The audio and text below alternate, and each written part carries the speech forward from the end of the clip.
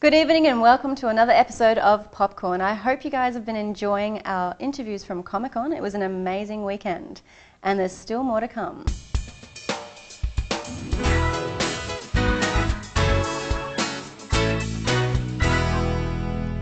Form WA painted the town last week, quite literally.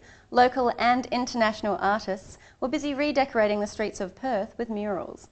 If you missed any of the action, download a map from Form WA's website and follow the artist's work.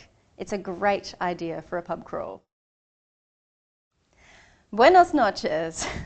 The Spanish Film Festival kicks off in Perth this week with the Spanish Affair at Cinema Paradiso. Check the Palace Cinema's website for more details. G'day mates! If you like the ocean and surf and all that stuff, then the Ocean Film Festival's on at the State Theatre this week from Wednesday to Friday. And make sure you wear shoes because the State Theatre's really fancy and stuff. So make sure you check out their website for more details. Gnarly.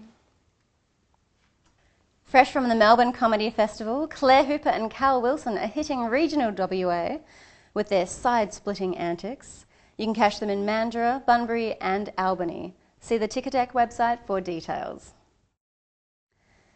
And of course this week we remember our World War I veterans on Anzac Day. The Garrick Theatre is holding a special performance all week called the Garrick Theatre Salutes Gallipoli. You can get the details on their website, and if you're not one for the dawn service, this is an excellent way to pay tribute.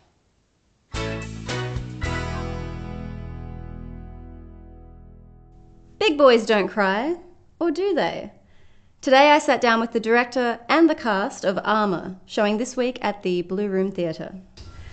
Guys, thanks for coming on the show today. I'll just quickly introduce you to my audience. So this is Tom, Joel, Matt, Denon and Ben from the play Armour.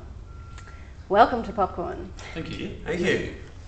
Tom, so tell us a bit about Armour. It's got a pretty interesting theme.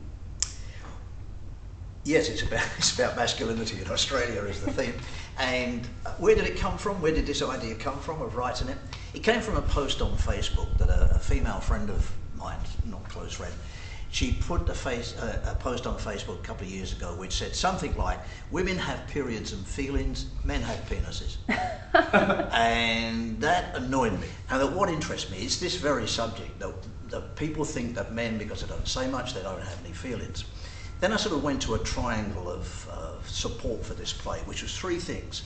One is a fact, second is a generalisation, and the third is a question. The fact is, if you look at the Australian Bureau of Stats statistics for suicide in Australia by gender, clearly men predominate. The last set of figures, I think it was 2012, 75%. The year before, 78%. Consistently, it's always men. So that's a fact. Second was a generalisation. Australian men find it difficult to talk about their feelings. And the third one was a question, is there a link? And I thought, okay, that interests me.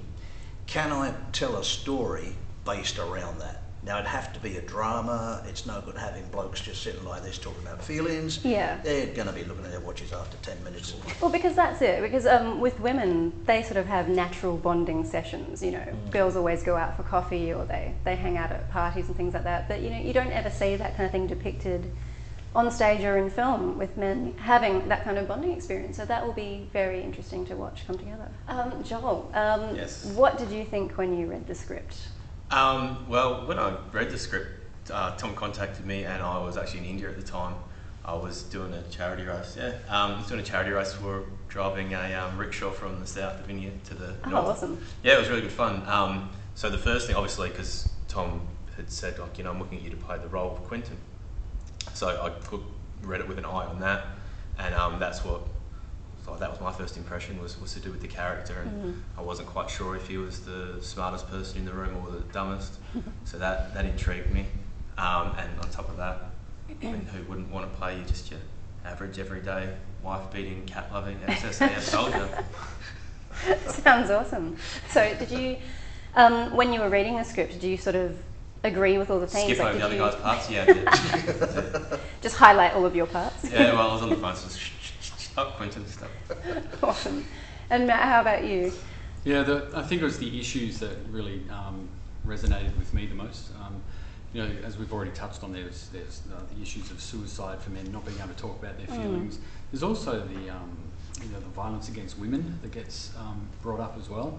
And I just noticed there seems to be, unless it's because I'm doing the play at the moment, but I've always noticed since we've started it that there's been a lot of stuff in the media leading up to this and then since about some of those issues, and I just feel like it's something that really needs to be told.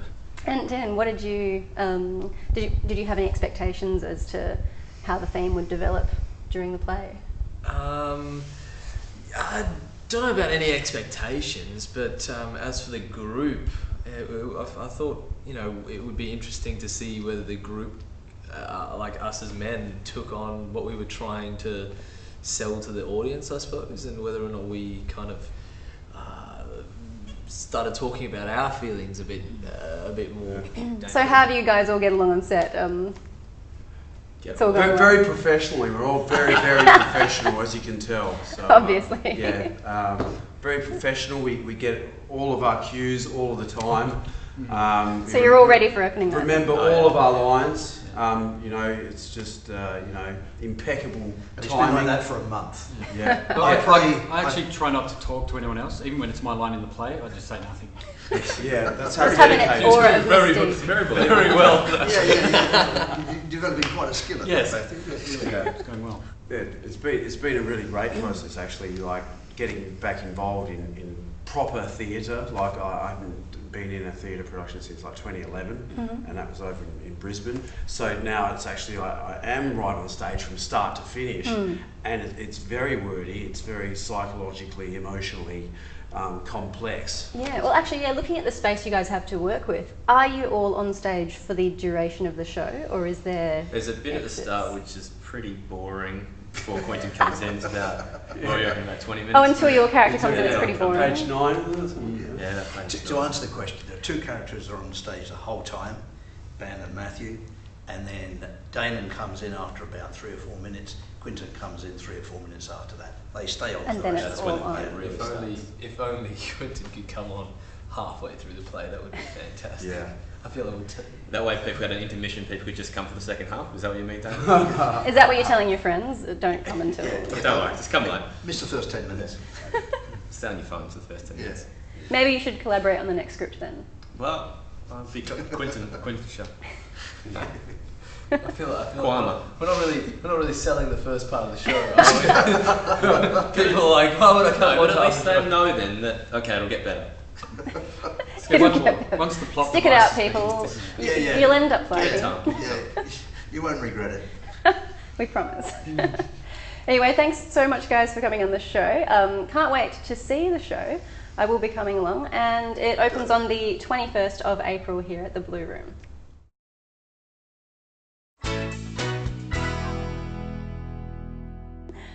Thanks for watching tonight, guys, and click here if you want to see the rest of our Comic-Con celebrity interviews. See you next week. Good night.